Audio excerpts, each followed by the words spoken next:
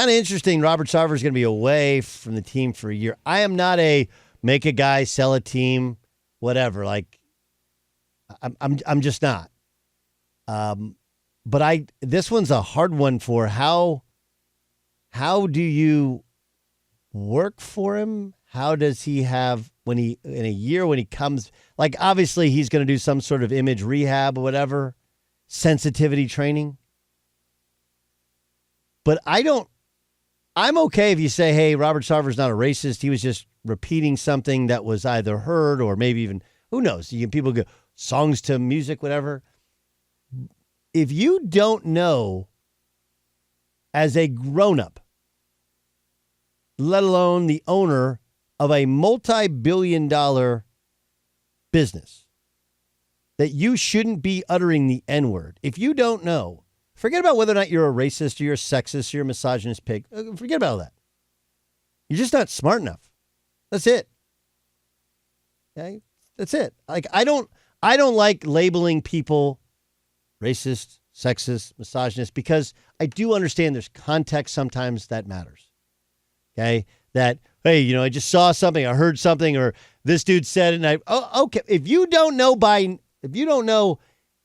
mean, and we can go like, well, things have changed. No, they haven't. Not to that point. We want to go back 10 years. All right, in the last 10 years, you didn't know that as an owner of an NBA club, you should not be uttering the N-word? How is that even in your vernacular or your vocabulary? It doesn't matter if somebody else said it. You shouldn't say it. It doesn't matter if it shouldn't be uttered in music the way it is, or in somebody else's, in a locker room, or between black people. It shouldn't be. But you know what? As a white person, you don't say it. Everybody knows it. So again, I'm not labeling Robert Sarver a racist. Probably not. Hopefully not. Okay?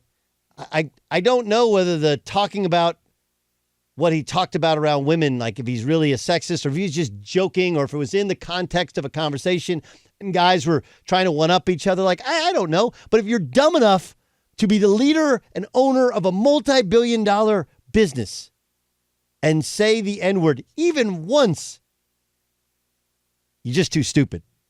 That's it. Sorry, you're not smart enough for this. That's it. So it's not surprising. It's not surprising that you drafted DeAndre Ayton because he went to your school. Because that's the story, right? That they remember this.